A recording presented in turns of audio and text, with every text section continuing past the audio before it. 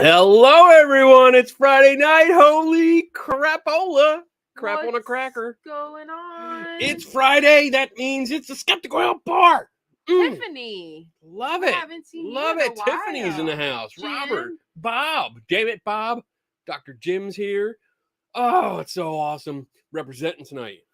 Over here, Bob. West Virginia Skeptics Society. Oh, that's a clue to the guest tonight. What? I know. I got a shirt. I got an official shirt. Look at that. Makes me, Robert's in the house. Robert's here. What's up?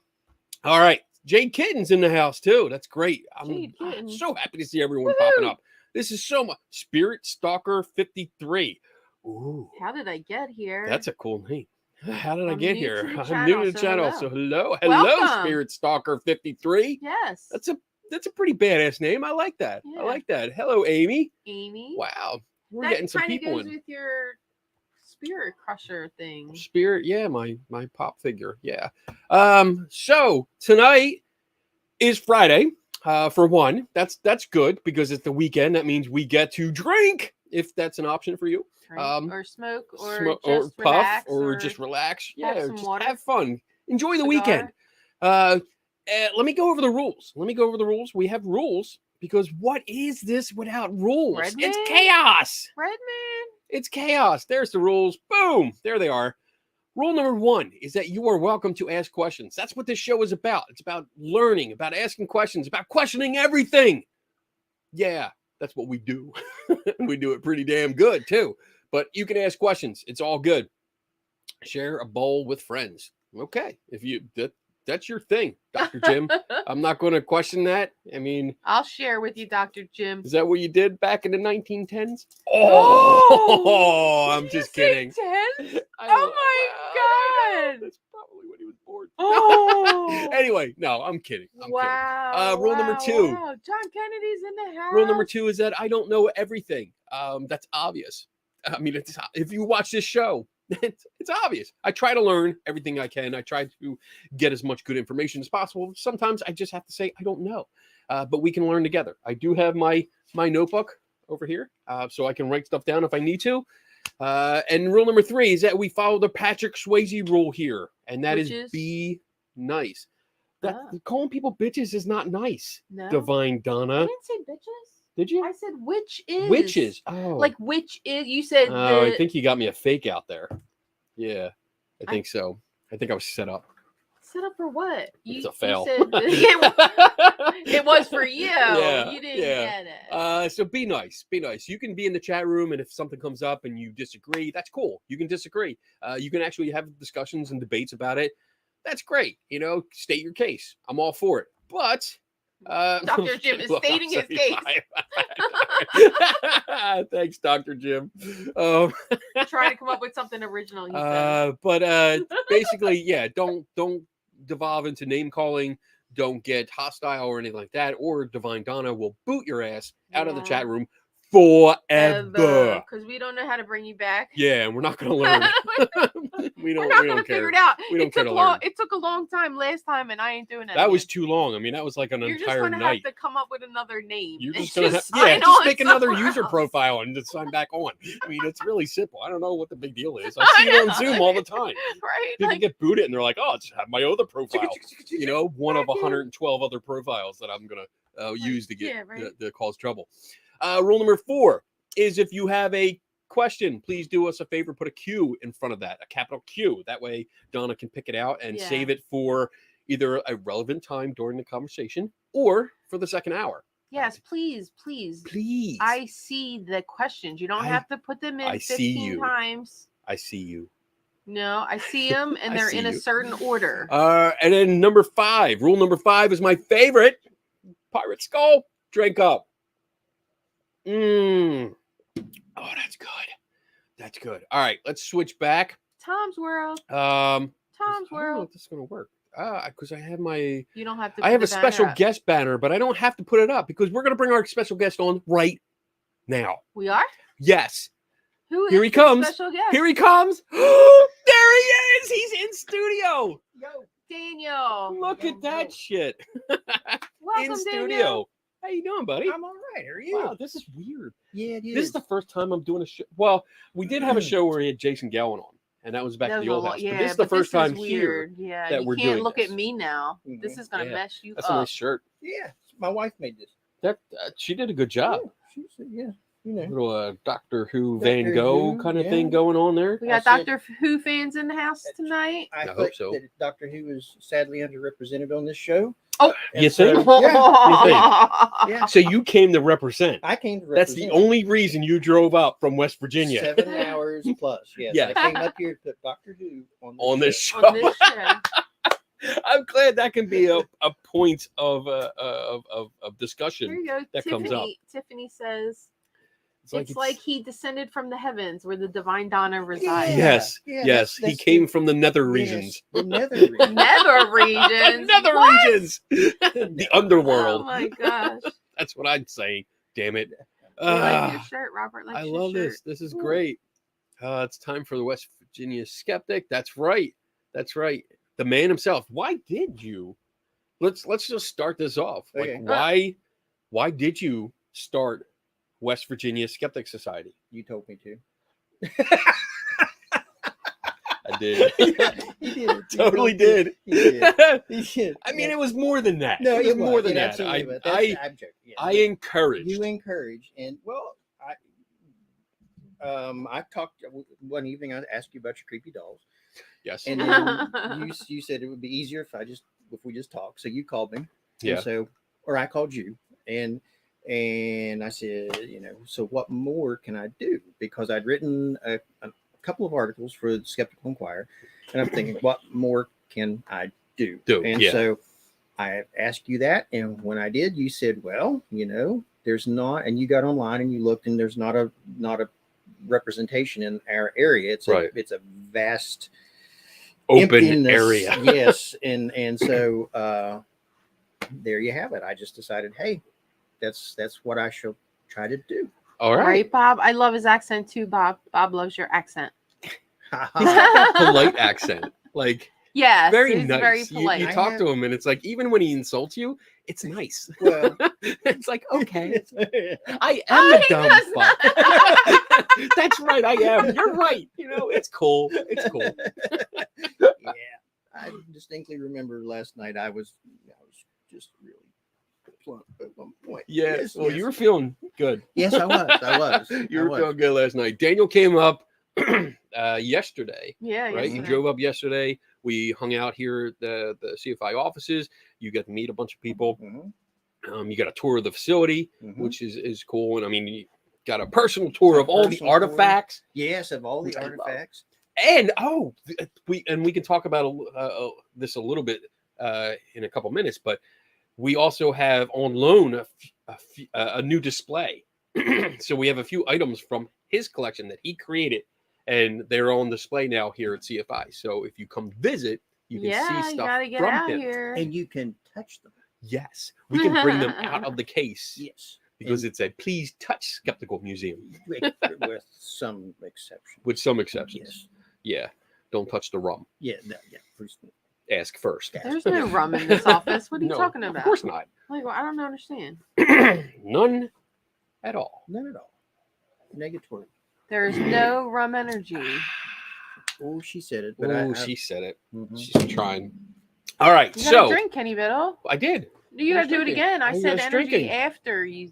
All right, fine. There you John go. Kennedy. Hey, all right. John Kennedy. So, we got. We got. All right, so you started this group.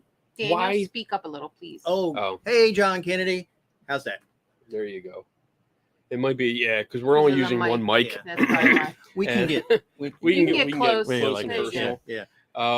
So you started this. What got you into writing? Because you wrote a couple articles, right? What got you interested in doing that? Like, where did this whole thing come from? Don't say his name. Don't say his name. Okay, so I read. It's all right. You can say his name. Okay, so I read. I'll start with a different name. Okay. Okay. I read Joe Nichols stuff. Okay.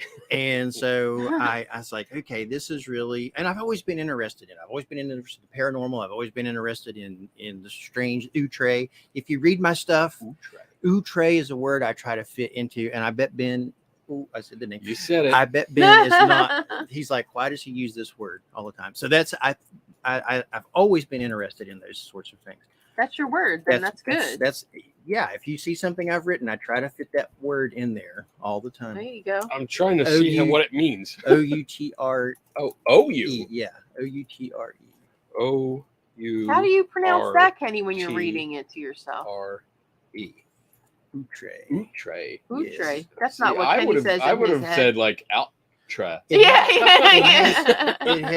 It has the little French thing over the top of it. French, they screw up our language. It doesn't. What does this mean? It doesn't actually strange, come up. Different, strange. Bob says that word is unusual. Yes, unusual and startling. There you go, Bob. I got you in there. Yeah, startling. That's exactly right. So startling. You sound like Sean Connery when you say that. Yes, wow, startling. So we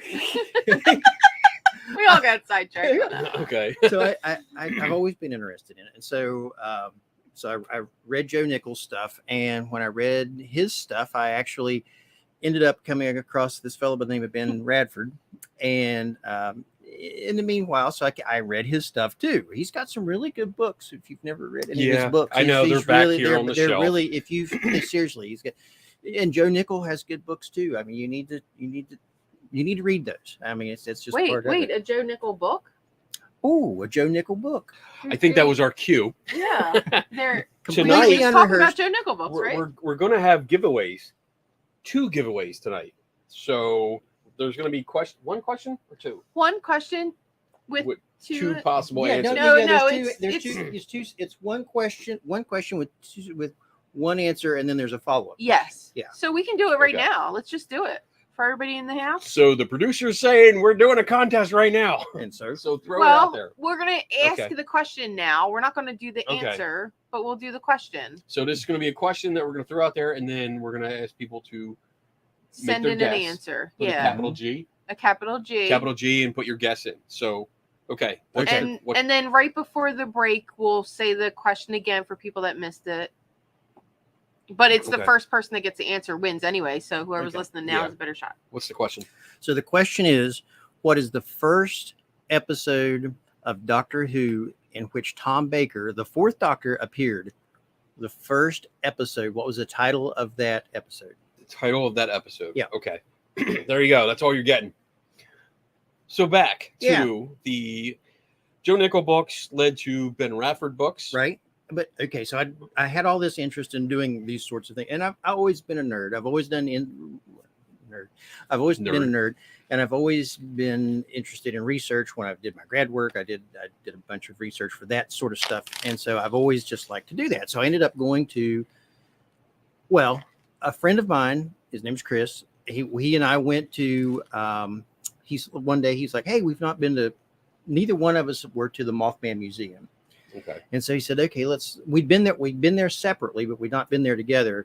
And then neither one of us had been to the TNT area where it was actually seen, okay, allegedly.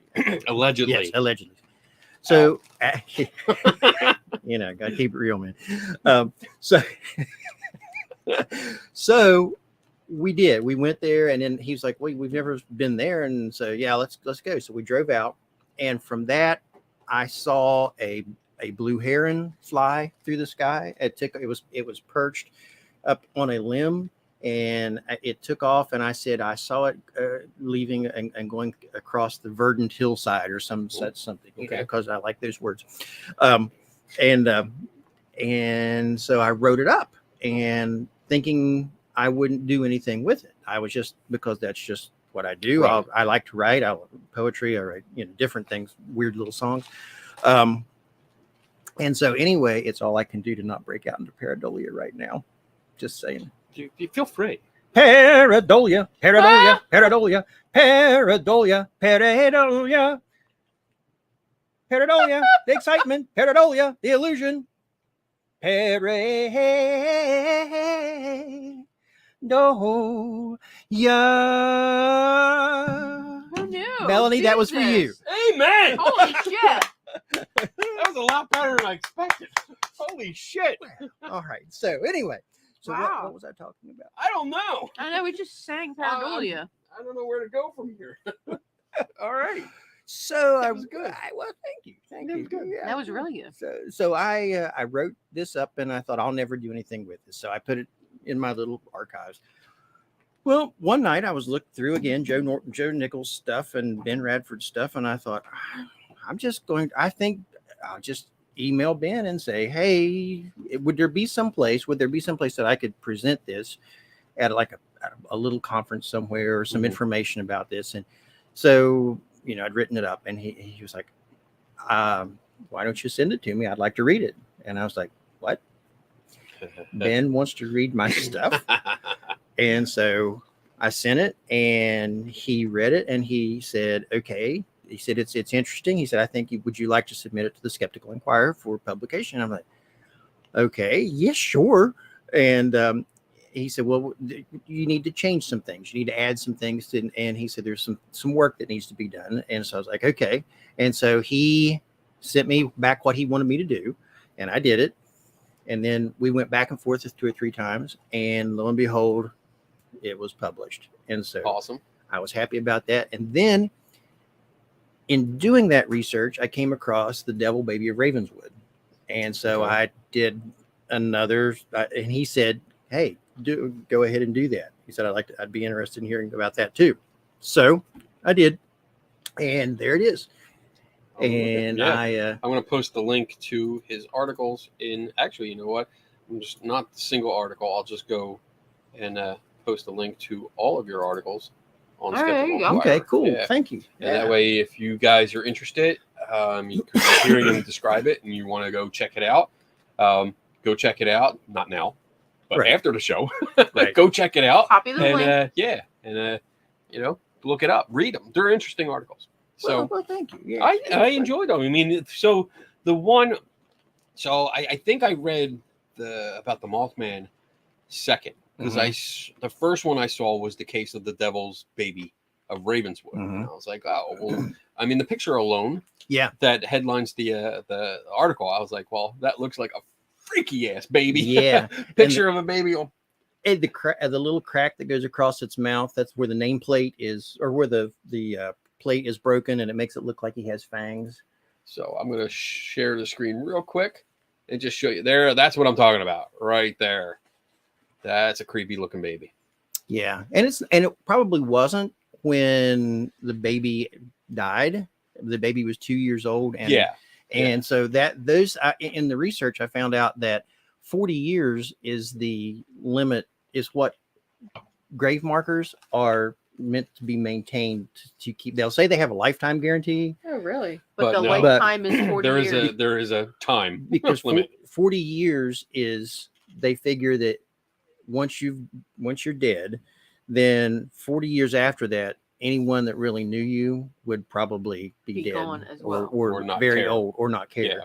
So that, and when I say not care, not like screw that person, but basically like just forgetful. Because I mean, honestly, and it might be weird, but like I haven't visited any of my relatives' graves. I don't either. I can't tell you the last time I did. And it's just not something that I do. Right. I don't either. What do they say? Let the dead take care of the dead. So that's what I do. They're not in my life anymore. So therefore, I mean, the memories are. Yeah. Physically, they're not. They're precious. The memories are precious. Yeah. But anyway, so I wrote that one up, and I was in bed. I was sitting there scrolling through Twitter, as I sometimes do. I'm not on Twitter as much as now as I am on Facebook. I was scrolling through, and Ben had posted a sneak peek at the new cover of the Skeptical Inquirer. And so I saw it, and I was like, well, that's an interesting picture. And not realizing that it was my picture that they'd done some artwork with and everything. And I was like, well, that kind of looks like the Devil Baby monument. That's a graveyard. That kind of looks like. And so I zoomed in and I was like, holy crap, it's my article. That's funny. And That's so funny. And so I was freaking out. My wife, I was saying, Ann, guess what? Guess what? And yeah, it was. I made the cover. Yeah, it was good. I mean, I loved it. I mean, I'm going to share it again just because I can. So I'm going to show you what it looks like. So it's this one right here, and I think I can blow it up a little bit. Let me see here. There we go.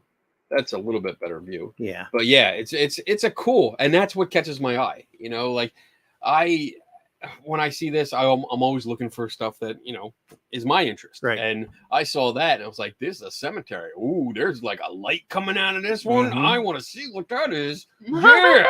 Let's see what it is. And I actually loved the article because it wasn't just like you sitting there going, oh, you know what? It's probably this, it's probably that. Right. You went there. Yeah. You know, and lined up everything. You were able to figure out where. I'm not going to give any spoilers, but you did the investigation. You were boots on ground mm-hmm. in the field and doing it and looking for a cause of it, and you found it. And and it was I love that kind of work. I had different hypotheses that I worked with because it was glowing, and that was the legend. I thought, okay, could it be something that's radioactive? That's maybe where they put some sort of radium or something on it, like the old watch faces or clock faces. And checking into it, I got a book on it, and there's proprietary mixes of compounds that they use to make those things. So I thought that's a possibility. And so I talked to some art professors. I talked to one art professor. I talked to just different people. And so I had these tests ready to go when I got there. Cool. And so I got there and I was like, I got out my Geiger counter and I'm like, okay, no, there is no radiation here. And I was using a Geiger counter the way it was supposed to be used. Get out of here. Great like you actually Caesar's ghost. You read the directions? Yeah. It's like I wasn't trying to use it to detect any sort of.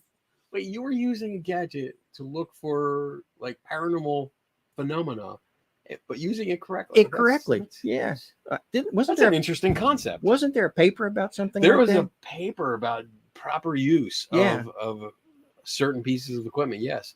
I believe there's three guys. Yeah. Like idiots. Tortured. They're kind of tortured. They're tortured. Yeah. They're very tortured. But this was PP. Yeah. This was pre-paper. Pre-paper. This is a pre-paper release. Yeah. So I did that, and I was absolutely gobsmacked that it was there, and you know, that's when you came along. Actually, I found your stuff on the internet, and I was like, who is this Kenny Biddle character? And so I started and so I started looking, you know, you're with the Skeptical Help Bar, and then I hung out in the chat room, and that you were like, hey, Daniel Reed, yeah, you're that guy that, and I was like, that's that. Yes, that was, and so however many months later, here I am. Here you are. Here I am in this office. In the office. On the other side of the screen. With him. This is great. Yeah, that's awesome. It's fun. I'm enjoying it. I have a really good time. And I'm going to tell you all that this is a truth. This is a truth as I perceive it. Whatever you've seen in the pictures and stuff, unless you've been here, it doesn't do it justice. This place is huge. It is it's huge. Thank you. Yeah. It is huge. That's right. Don't you forget it. We have a question. Kenny, where can you get your t-shirt? Shirt. You got to know a guy. Can you buy them? Not yet. Exactly. Okay. Actually, a friend of mine did that shirt. Let's back it up. Tim Vickers commissioned. Not in the house. He's not in the house. He commissioned the artwork.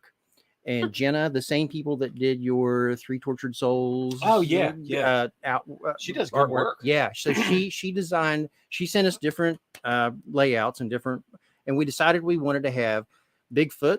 we wanted to have the Flatwoods monster, and we wanted to have the Mothman, because those are three. The of course Bigfoot and Flatwoods monster, and We Ghost is over there somewhere right here. That's the Mothman. That's the Mothman. Yeah. And we have ghosts. Yeah. And Flatwoods. And yeah. So those are the three cryptids. And Awesome. so we decided and she designed it. And so Tim, he hooked me up with Tim, and Tim's just a really good guy. Tim is one of the nicest people that you will meet. He's a great guy, always there to help. I mean, every time I'm in a jam and I ask for help, like, hey, like Donna is on vacation or doing something and I need help doing that, he's like, all right, I'm right there. Night, Rob. And, Robert's leaving. Later, Rob. Bye. But just being able to hang out with him, and I mean, he's great up until I need someone to help. When someone wants to beat the shit out of me, Tim disappears. Well, when he he's goes a on bodyguard, he's off contract. He's slacks. He just slacks. His contract. He goes off contract. He goes back to his room. I mean, it's funny though. He is intimidating because apparently he just stands there. Yeah, and comes up to him. Nobody starts shit when he's standing there. Nobody touches or talks to Kenny when Tim's around. When he goes to bed, boom! Everybody's trying to hug me or beat the shit out of me. I know, right? Don't know what's going on, but all right. Yeah. Anyway, so the shirt. So anyway, Tim did that. A friend of mine actually did that, and I gave my buddy and his wife the graphic, and they have a little shirt printing business that they have locally, and so they printed those for. So they're not available yet at this time, but they at some time they might be. OG. Yeah, shirt. I might be able to help you out on that. Awesome. I actually had one as well that I was going to wear, but I decided we looked like twinsies. Yeah, he didn't want to be twinsies. No, I wanted to be. He wanted to be a nerd. Yeah, he needed to represent. Yeah, he did. That was his goal. Adrian's in the house. Not to come up here, not to visit the CFI offices, not to be on the show. He wanted just to be representing Doctor Who in this office where there's so many other things that represent so many other genres. Wait, he does have a Doctor Who thing in this office. Yes. What do I have? There is one thing in here that is Doctor Who related. I remember seeing it, and I was like, I think there is one. Hey, Adrian. Shauna. Shauna's in the house. So you started writing articles. You got them. You got 4 published now. I think I don't. We know. got. Let me blow these down. Blow these down. 4 so far. Yeah. 4. And you did one, which is what I really like. I mean, I like them all, and I like that you went back to the Mothman and you talked about that and your experience there. But the one that I really like is this one where you went to a Paranormal Expo for the first time. Yes. In all the years.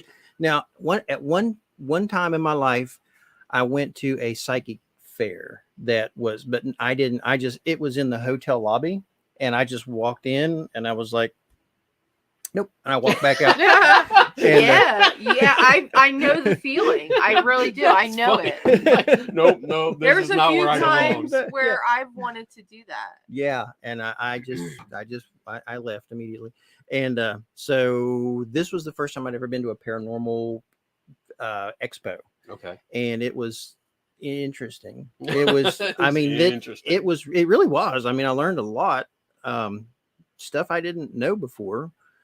Lots of stuff that I didn't know before, actually. So was this something you were like, did it come across your feed, or did you intentionally set out to find an expo that you could attend? I don't remember. I do know that I don't. It was Daniel sensed negative energy. The negative energy. Thanks, Dr. Jim. Dr. Jim. Everybody needs a drink. Yes.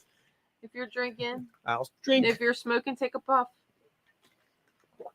But so I went there. I think, and my cousin's wife, she's interested in the paranormal, and she let me know, and so she wanted to go as well.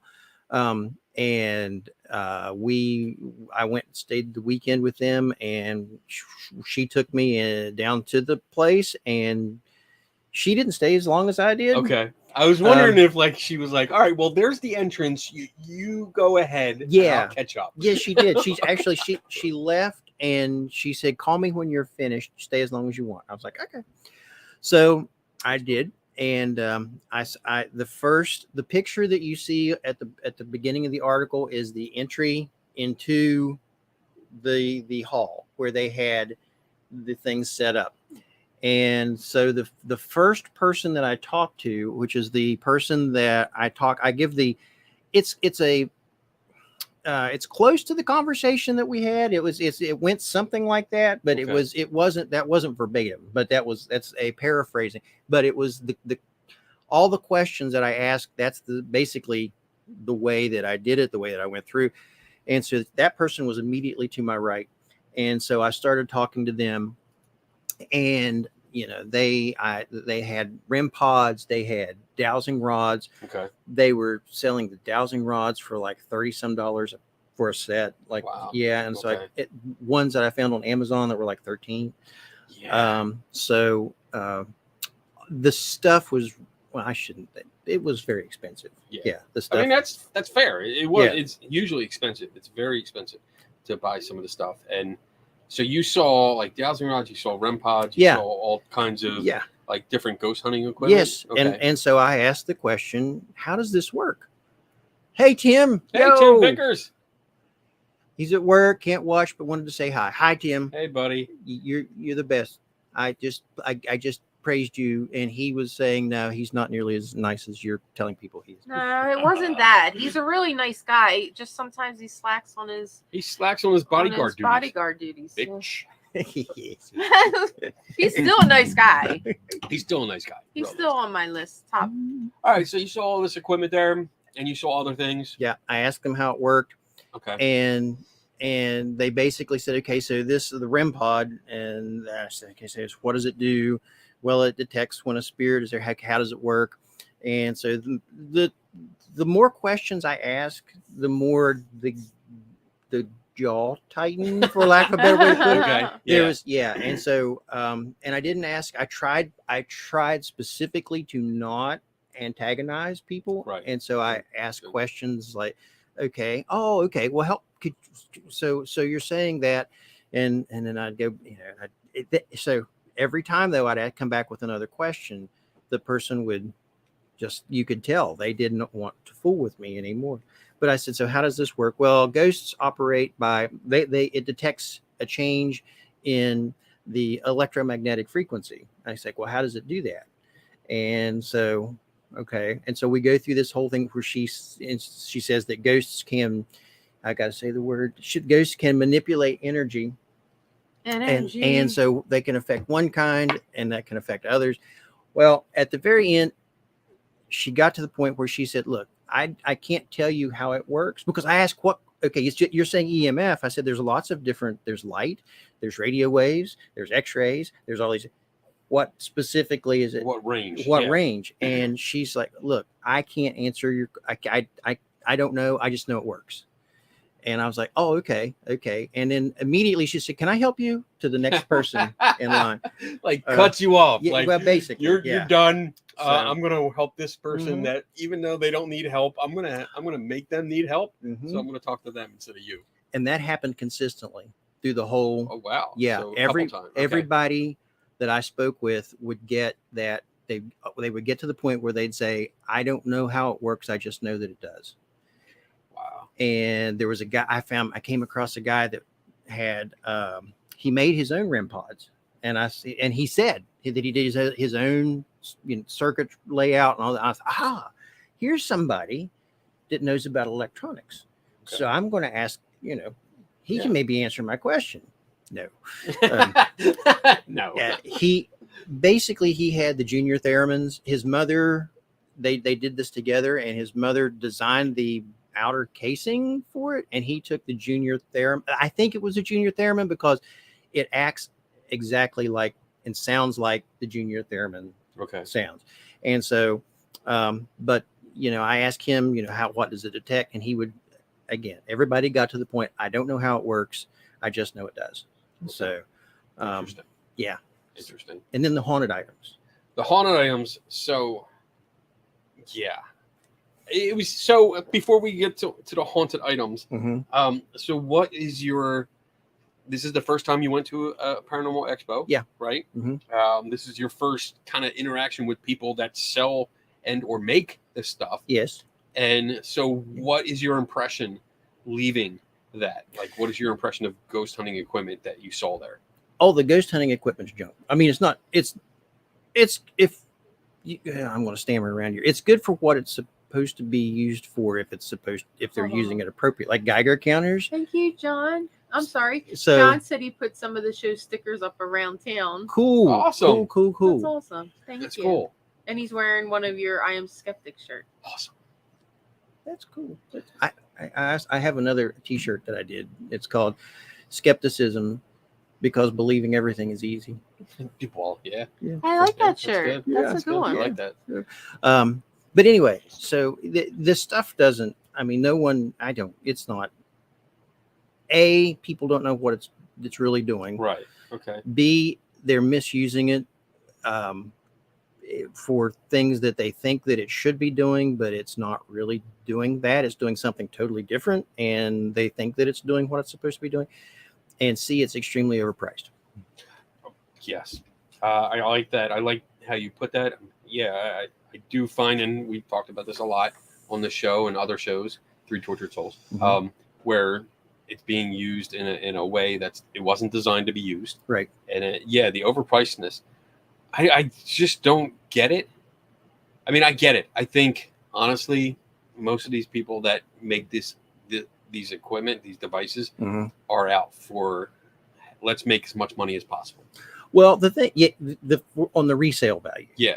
I think the thing that I encountered, the thing that I came away, one of the biggest understandings that I had with the folks that were there, most of the people that were there were not, they were there because they truly believed in what they were doing. Excuse me. They truly believed that whatever sachet of herbs that they had would help improve your mood, or they truly believe that they weren't being purposefully deceitful. In my mind, they were misguided.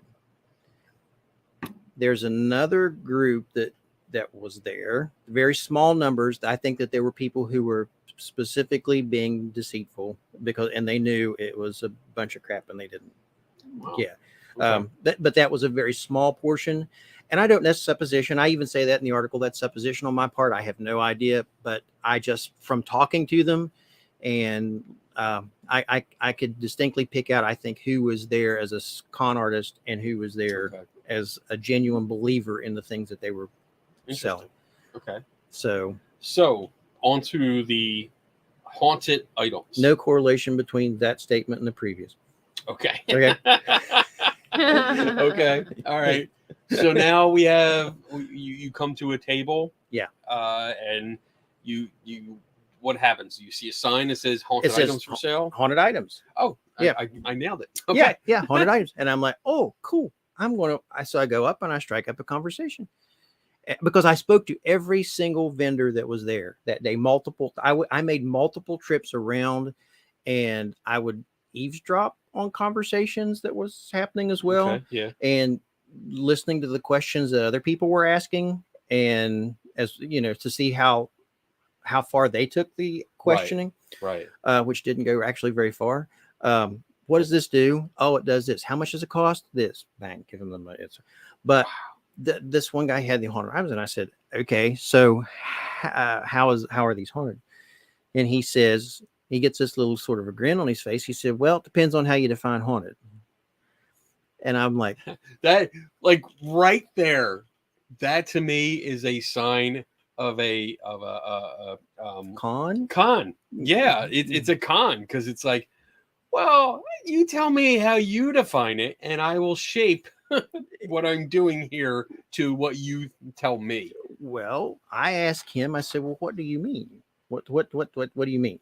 Because I do the Columbo thing where I'm like, I have, right. You know, what, one more question. One more question. What, and I don't understand. I'm just trying to understand. And I'll say that a lot. And he said, well, these are things that are all connected to some tragedy or somebody that had something to do with things that were haunted or demons and so, like, for example, we have stuff here from the Warrens, and, it's the Warrens, right? So it could be. And I was okay. So, I keep asking questions, and the more I ask, the more it becomes obvious to me that was trying to capitalize on people's belief systems and their gullibilities. I don't want to say gullibility and celebrity status. Yeah. Because it sounds like when you started saying that and explaining, because you asked a question like how are they haunted, and the guy starts telling you, hey, like they're associated with the Warrens or associated with this house, right? And it's haunted by association. That's what it is. It's like appeal to authority. Yes. And they're saying, well, these are the authorities on the subject, and they believe in it, so therefore, who knows, right? I mean, that means, like, if somebody had if they threw away a pair of socks, but they were famous, been on TV, that means their socks are haunted. Right. Like, that's what I'm getting out of this. Right. Oh man, I hope nobody goes through our trash. I just threw a lot of your socks out. I'm selling those on eBay, by the way. $7,500 per pair. I'm not sure how to react to this. It's icky. I know.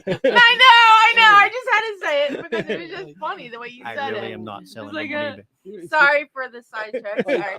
Totally got you off. Weird. And weird. Ew. Well, Well, you're like, oh, Kenny sock. Yeah. I want to see how much I can get out of this. He's going to sell it on eBay. Well, if I autograph it, Okay. All right. Well, I picked the 7,500 for a reason. Well, Okay.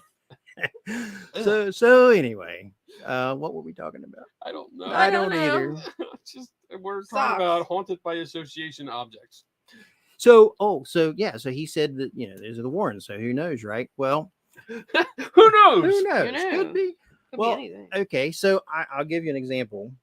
One of the things that you want me to go ahead and tell it? You can tell whatever. Okay. You can say whatever you want to say. Okay. There's no restrictions. So one of the things that he allegedly had was dirt from Ed Warren's grave.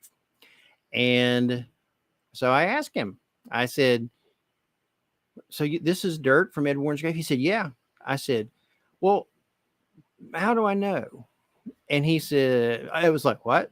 And I was like, well, I don't want to make you, I'm not trying to offend you or anything like that, but I'm just curious. How do I know that that's really dirt from Ed Warren's grave? And he said, well, basically he said, you're just going to have to take my word for it. And I said, well, in today's world, you can't really be too careful. And so how would I really know that came from? And he said, well, I can tell you where I got it. I can tell you when I got it. I can tell you where on his that I dug it up. And I was like, okay. And so that was one of those moments where I moved on shortly after that. There were a number of things there that I had asked him about. And so I ended up coming back around and having a conversation about Lorraine Warren's jewelry that was there. So yeah, this is my bring it up here. Yeah, there you go. This is my not really item. And this, honest to God, this is a almost identical representation of almost identical. So almost not identical, but almost identical. Because of what he had for sale. Had the same little coffin or same little tombstone, had a little vial of dirt, and on a plaque like that. And so I thought, well, I'll just make my own. And so the plaque came from Michael's. The little tombstone I ordered, there were 5 of them in a package. And I think that there were 3 of those little placards in a package, and there were 5 little bottles in a package, and I probably paid no more, I'd say no more than $13, $12, something like that for all of that. The most expensive thing was the little tombstone. and he was selling it for $65. What? Yeah. And that's what it looks like. Yeah. And then if we go in really close. Yeah. I got concerned that if I died, people would find this stuff in my house, Right. and they would say, "Oh my gosh, he did really. It was all a farce. He did believe because he's got." So I made sure that when I did these, I put in the not really. Yeah. There's in all of them. There's a statement that is if you. Well, I won't say more. If you look, you have to just look at. Pay attention to the small print. Yeah. All the time. You got to do that. So he was selling this. Yeah, John like Kennedy. This. Yeah, $65. $65. Yeah, put that up there. That's what awesome. I said. Yeah, yeah, absolutely. That's what I was amazed by. And but he has to make it authenticate. You know, like if he was selling it for $25, he'd be like, "Oh, that's not the right stuff." You know, like if the higher the price, the more you think. Well, maybe. Well, that's it is real. That's the formula. You know, right. Like if you charge a higher price, right? Well, he's charging so much, it must be real because he's charging so much, right? Whereas that's not the case. The case is most likely he just dug up some dirt somewhere. That's what I did, and and put it in a vial, and glued it onto this plaque and said, "Hey, you know, like," and even if he did, first two things, even if he did go to Ed Warren's grave. Now, full disclaimer, you guys know I don't like the Warrens, never did. I think they were total con artists. I have no respect for them. But I have basic respect for any human being and a gravesite. So he's going up and stealing dirt from someone's grave. Yep. As far as I'm concerned, that's desecrating a gravesite because you're stealing it for profit. Right. You're stealing it and then selling that. It's not yours. You're stealing it. And he did that. If he really did these things, he did it with multiple. Like, for example, I used Charlie Manson for mine. I created one that's paint chips from the jail cell of Charlie Manson. But he had James Earl Ray, the fellow that assassinated Martin Luther King. Yeah. And so he had paint chips from the jail cell of James Earl Ray. And again, $65. He had a little vial, and who knows? The paint chips I had came from my garage. Like, how did he even? If that was real, how did he get them? Right. Oh, and the Conjuring house. Oh yeah. He had real wood and a rock from the Conjuring house, and a rock. That was there. A pet rock. A pet rock. Again, $65. And it's kind of sexist because Lorraine Warren's jewelry was the thing that was cheaper, and it was like $50 or $55 or something like that. It wasn't as expensive, but he was passing the jewelry on that was Lorraine Warren's at what it cost him, because it was from an estate sale, and the funding that they received from that estate sale went to support an animal shelter. And lo and behold, he was going to sell it to us at his cost. So it will be like us contributing directly to the animal shelter. Now, okay, so if you look this up, which he's doing, you're going to find that her daughter actually did that but it's a GoFundMe, I think. I can't remember her name. Ray was in prison in Brushy Mountain Prison, which offers tours. Okay. I have been in jail cell, but did not get it. Well, apparently this dude did, and I don't know how he would have. Thanks, Dr. Jim. You know, I don't think he did. I mean, you know, but Judy Warren. State sales? No, it's daughter. Maybe look up the. Oh wait, these are my latest Lorraine Warren bracelets for sale. Yeah. Oh, you have somebody selling them. You found this seller These that's are made making with them. some pieces taken from my mom's costume jewelry. Yes, this is the daughter. This is the daughter. Bracelets are $44 each. So Well, right there you go. He was still for it was 50 or 55. I'm sure it wasn't the six. You know, that includes shipping to the USA. I can ship 3 bracelets to one customer for $124, $40 each plus $4 shipping charge. You can buy 3 if you want. Cheap at twice the price. Cheap, and these are bracelets. Yeah. So I don't know what the one you saw looked like. Well, the one that I saw didn't look like any of those. Okay. No, of course not. She had a whole collection of bracelets. He probably got off a Wish. Yeah. We should just start buying Wish bracelets and sell them. I can make you bracelets. We can sell them. And it was crazy. So, I mean, you're talking 65 or like 50, 55 to $65 for these things. Yeah. And again, plug for the CFI teaser museum out here. But the 4 items he described are now out here on display. So you can see the one from the Warren's grave. You can see the bracelet from Lorraine Warren. Not really. You can find the Conjuring House thing, and then what is that? The Manson. I use Charlie Manson. He had James Earl Ray, but I use Charlie Manson.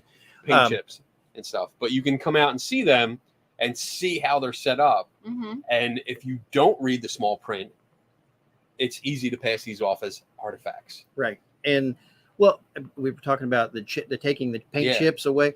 So he had a piece of wood that looked like it was taken off of a piece of trim or something that was from the Conjuring House. It was like it was broken off. And I'm thinking, I just don't see how that's. I mean, like my question would be like, how did you get this? Right. You know, what did you visit and then they were okay with you ripping off a piece of the house? Or what? I mean, the rock. Honestly, I mean, you pick up a rock anywhere.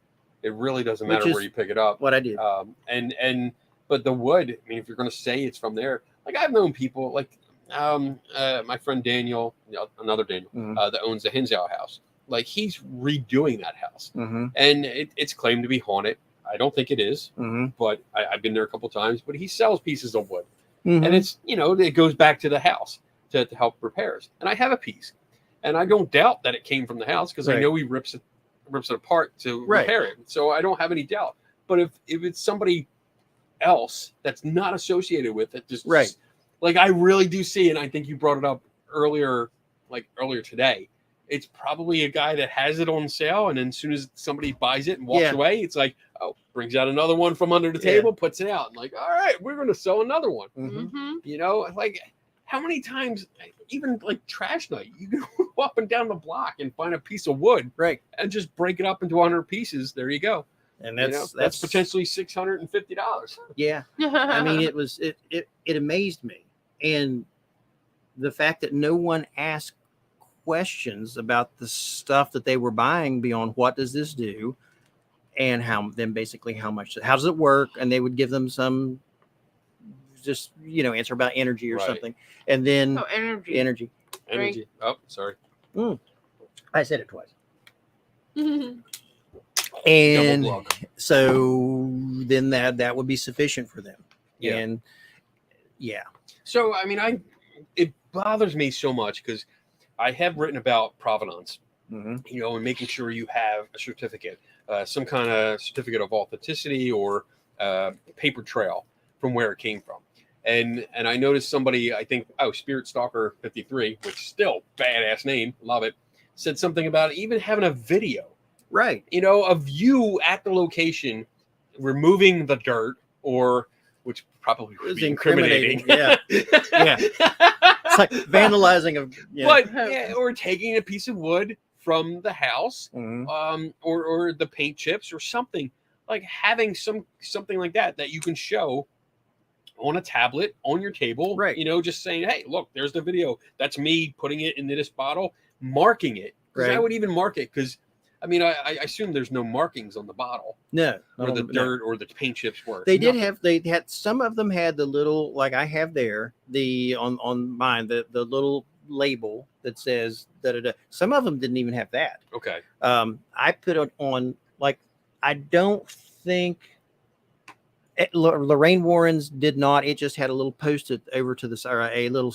like exploding star advertisement thing. You know what I'm saying? Okay. Like, Yeah. like a Batman, Yeah, old school yeah, Batman. Pow. it had that, and it said Lorraine Warren jewelry, and so Okay. and the price. And That's like when you guys visit, you'll say you did even a better job than that. Like Well, yours looks better. well, Like yeah. I saw that. That's actually my favorite piece Uh-huh. of the 4 items. Like that's my favorite because it just looks cool.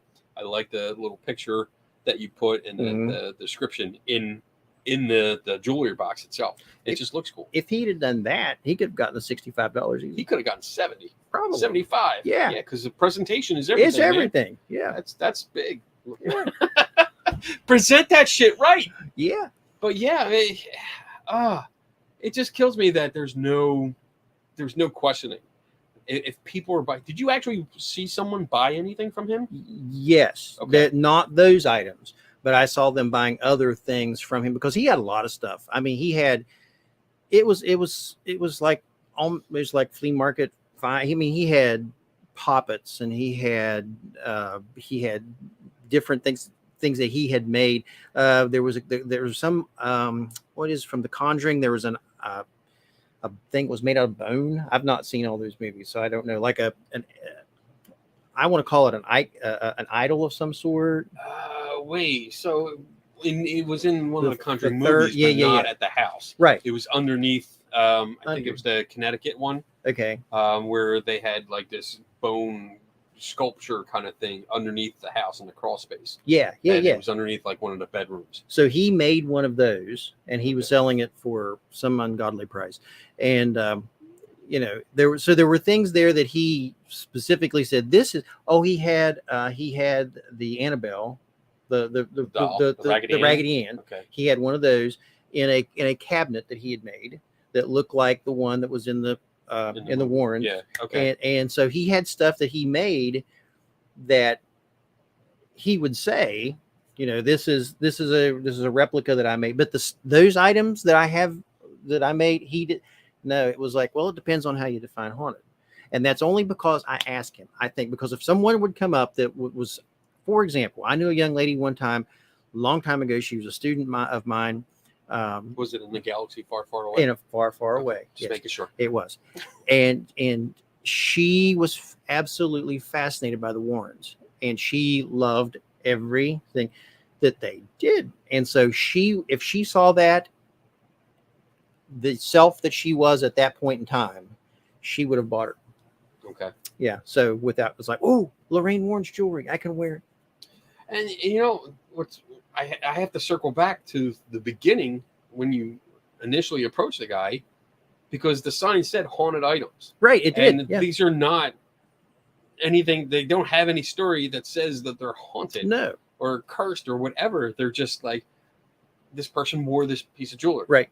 This is dirt from the grave. Right. This is a piece of wood from the house. Right. It doesn't say anything about it being haunted. There's no story or any kind of like, hey, somebody had this and I took it home, and ever since I took it home, right, all this weird stuff has happened. So there's nothing like that. Yeah. Beer opener. Yeah.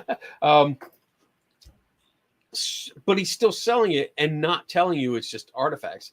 It's presented as haunted items. Right. And then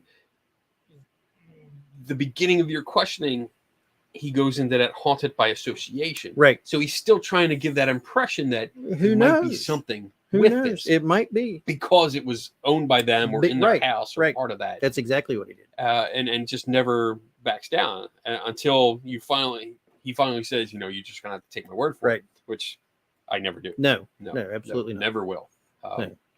That's really interesting. And I mean, it shows that you can really come up with anything and just give a story, and you can sell bullshit. It's really easy. I mean, we could really rack in some money. We could, man. I know of an item. Oh my God! I know of an item, and that Donna would sell in a heartbeat. What could it be? With that, we're going to go on our pee break. Oh, that's right. It's and pee we're going to break, school somebody think on about the rules about this show. Think about the answer to the question. Oh, yeah, Why yeah. don't you ask the question again? What was the first episode that Tom Baker appeared in? The title of the first episode that Tom Baker appeared in as the Fourth Doctor. All right. So with that, we're gonna take our pee break. We will be back in about 4 minutes and 11 seconds. And you guys, the second hour is reserved for questions. So if you have questions for Daniel, if you have questions for me, if you have questions for both of us, if you have a question for Donna, throw it up there. The one is here. Throw it up there. Put a capital Q in front of it so we can pick it out, and we will answer your questions. And we'll be back in 4 minutes from now.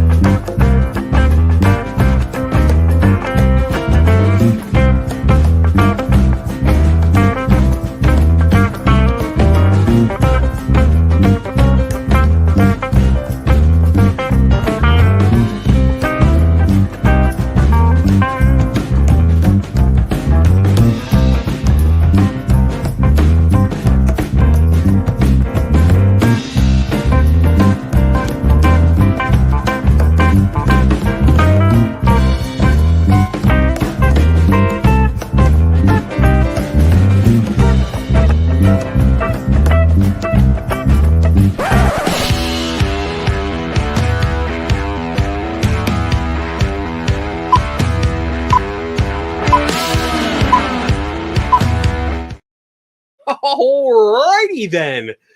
We are back. This has been fun. First hour flew by. Yeah. And we're gonna keep going. We do have some questions, so we're gonna get through some of these. We're gonna tackle some of these.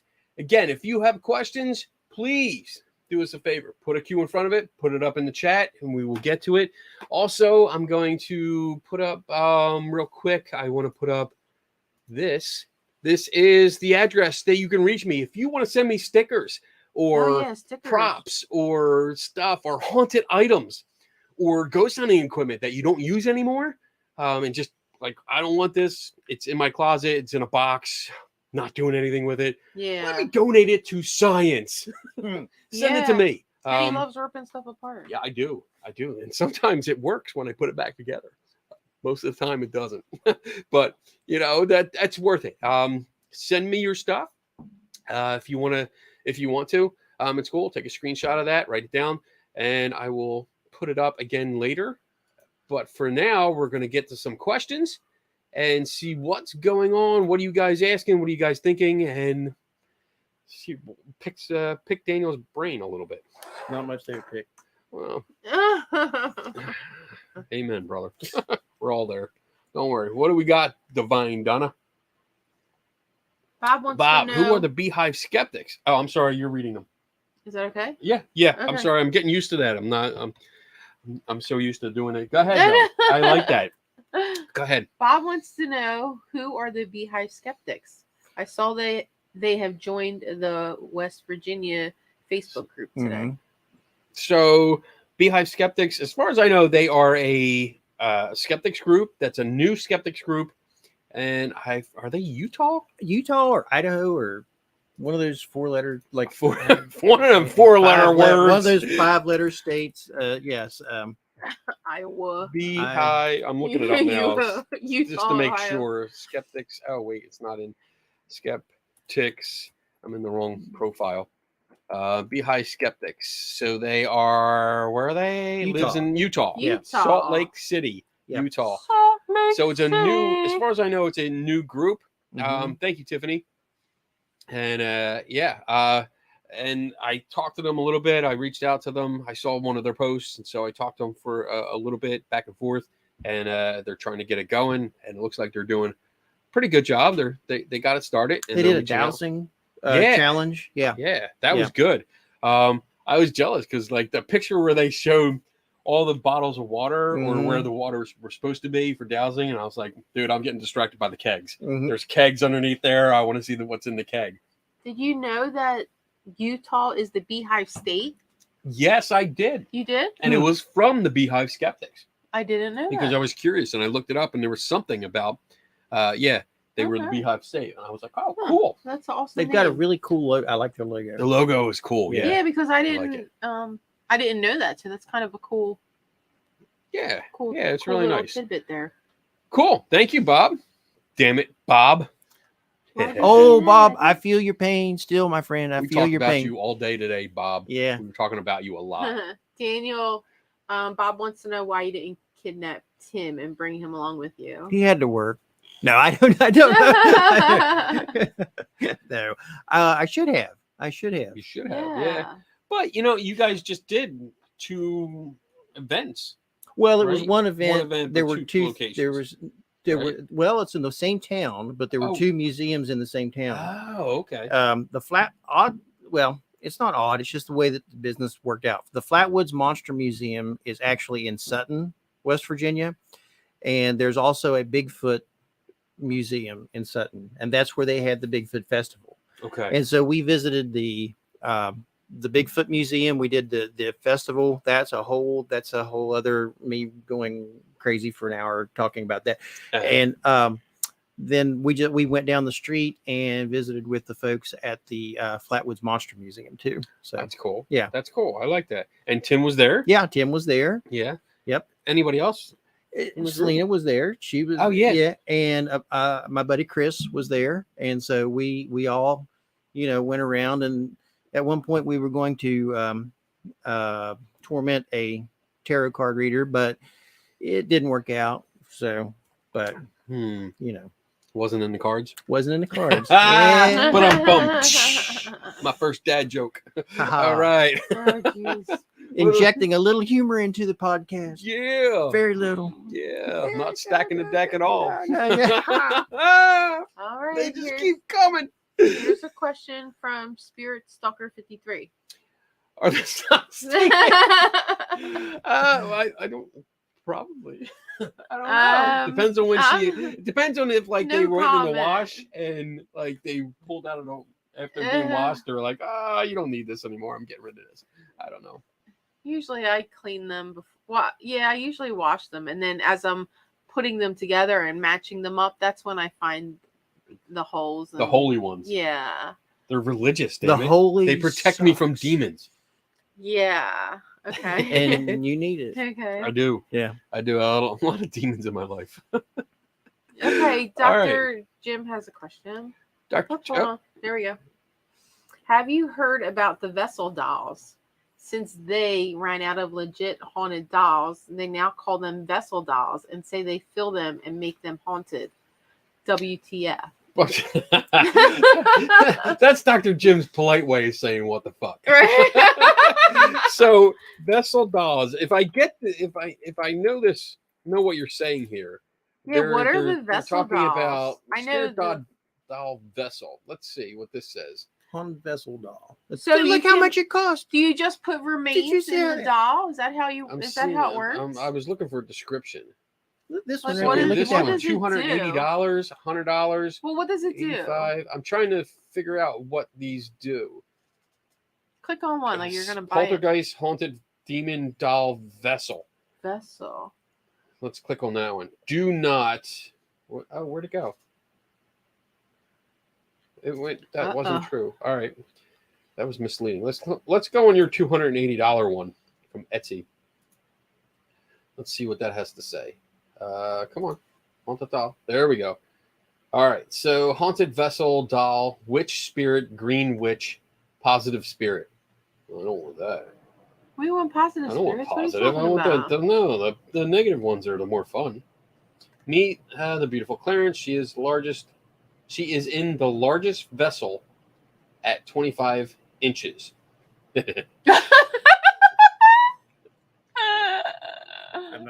I'm not even touching it. Wow, the energy in the room has changed. This shit took a turn.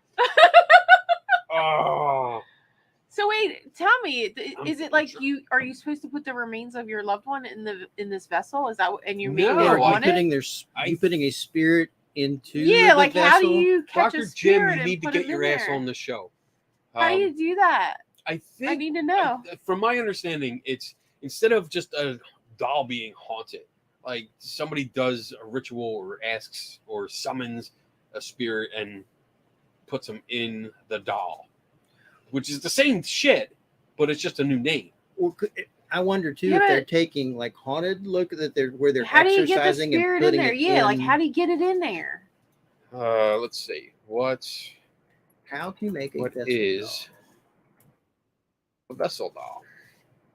All vessel. Check out all doll vessel, spirit doll vessel.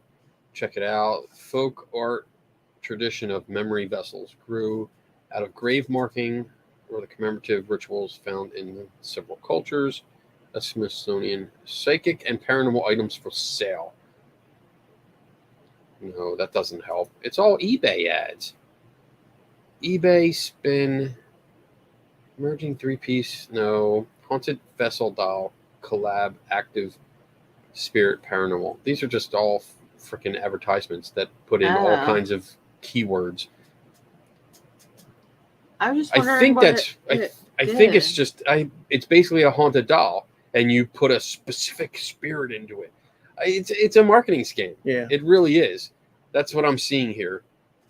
I'm looking at But I'm saying, could you put is it made for ashes or is it just like you're supposed to how do you catch a spirit? With a ghost trap. Yeah. I don't know. I didn't know why I didn't know that. Ghostbusters, duh. Wow. Ghost traps. Like just slap me in the face. Oh, come on now. Be nice. I am being nice. I'm just like, wow. Doll. It's not. Yeah, I'm not coming up. They probably throw a doll in a room. Ken, you're right. We're trying to make sense out of nonsense. And You're right. You're I'm right. sorry. Yeah, that's exactly right. I think we're all a little foul high. evil spirit, get thee into this doll. Let's see what this says. So this is actually that's pretty cool looking.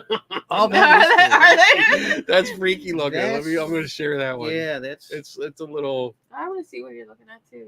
Yeah. Throw one up there. Hold on. I'm getting there. Share. My computer's like haunted. It's my computer's. Oh my gosh! It looks like a real baby. Look at that Yeah. thing. Oh no! Look at them jumping jacks. No! Haunted doll active. Dr. vessel. Jim, this is what you're talking about? Like babies? Where's the description? Here we go. Haunted doll active. Damon came to me by way of a gift from a neighbor who was uncomfortable with the presence of the spirit. He responds to the pendulum, bullshit, and cat ball doll. Cat ball! Cat balls! Woo! Your haunted baby doll has cat balls. You may want to use a Ouija board for more in-depth results. which you can purchase from us for $55.65. 20-inch soft vinyl and cloth doll, vintage doll. It still doesn't explain. That- That's not a vintage That's doll. not a vessel Yeah. doll. That's not It's what we're vessel. looking for. It's not saying, Dr. that, Jim. That was just a creepy doll you brought up. Can you there. give us like a better what this is supposed Is that to what be, they're like called? a better Like a definition? vessel doll? Because or am I right? Is it just like, hey, I have a doll, I'm gonna purposely put a spirit into this doll? That's what I'm getting Yeah, out of this. It's a vessel. You're filling it up with the spirit of Yeah. the doll. Yeah, All that right. makes sense. All right, let's All right, move well, on until okay. we get some clarification from Dr. Jim. See comment above. Oh wait, he said see comment above. The vessel. Oh, there it is. The vessel dolls are just dolls with a cool backstory and a big price. The Booth brothers create and sell them. Oh, Okay. So they're just dolls. they're just dolls. They're just dolls with a story. So the whole vessel thing. I can do that. Okay. So We do that. We do that, don't we? It's kind of no. I do not do that. I sell creepy dolls. That's Creepy it. dolls. I just make them look creepy and That's bloody true. and give them weapons, but I do not say anything about them being haunted, and I certainly would not sell them like that because that's I wouldn't just sell 'em. dishonest. I You think would that's be like next thing deceptive. you'd be doing is selling dirt from Ed Warren's grave. I would do that. Yeah. Yeah. Shit, I got a strip of land right out back here in the office. I'll Yeah. just go out and dig a pile. Like, We oh, look got at this everybody's. dirt. We got Elvis. We'll do the Warrens. We'll do Elvis. We'll do Houdini. Oh, Houdini, yeah. Oh, We'll do- Houdini. Arthur Michael Conan Jackson. Doyle. Edgar Casey. Michael Jackson. Prince. We'll do who else? Whoa. I mean, we could be the Steve Huff of grave Grave dirt. because anytime a celebrity dies, You know, we'll anybody be out right on there? I know y'all out there, wouldn't so do you that. can't steal that idea. Yeah, It's I wouldn't ours. do that. That's just all dishonest and horrible. There's And I different have like Kyle- flock of seagulls hair What? going It's on. from Flock the of seagulls seagulls. today. What the hell is going on here? Yeah. What is They- going they- on? I don't know. We got What's the going duck on? nest monster. Yeah, we did We got the duck nest monster. the duckness monster. I love that. Duckness we did. Dude, that's Yeah. going up on the wall. I'm gonna have a picture frame I- with that picture all grainy, and it's gonna be the duckness Duckness. Duck nest monster. yeah. That's awesome. We went out to Fort Niagara today. First time we were there. It was great. We visited. Huge. It's much bigger than I expected, but it's right on the beachfront of Lake Ontario, and we got to see the duckness monster. He's like, there it is. There's the monster. The duckness. And Get we a got picture, some get a pictures. picture. Yeah, we got some pictures. And So- it went underwater, It came It up was- at yeah. the perfect It- time. but it was going for a long time. And You're like, oh, it's coming up. it's got to Oh, come up and right. it didn't. It And didn't. then eventually it came up way over there. Well, But we can't be sure that was the same one. There might have has been to its be brother. a breeding population. Oh, of course. Yeah. Yeah. It could have been today. Just like I mean, Bigfoot. God, Yeah. geez, who knows? Oh, which I know how many of those there are in the nation. If you're curious, Oh, how much? roughly about 6,000. Oh, really? Yeah, There are Bigfoot? 6,000 Bigfoot. yeah. That's pretty big. I think there's. Wait, and how far is that spread? That's across the United States. No I think way. North America is what they said. That's the entire. There would have to be more. It wouldn't survive. Well, they said that's no, the breeding minimum population would be breeding 5,000. population. Yeah, so 5,000 is breeding population. that's But what the guy that's- said. That's got to be a breeding population that's together, not spread out. Well, they have miles and miles. They get together. The two Bigfoot love each other. So, They come together. holy shit, They I'm get getting to together. talk. I'm getting to talk. Wow. Hey, I did used to teach human sexuality. Oh, there you go. This is Bigfoot sexuality. This Yeah, is okay. So let's A little go bit with larger. that. Well, the size Bigger of the picture. foot. Yeah. The size of the foot. I got nothing.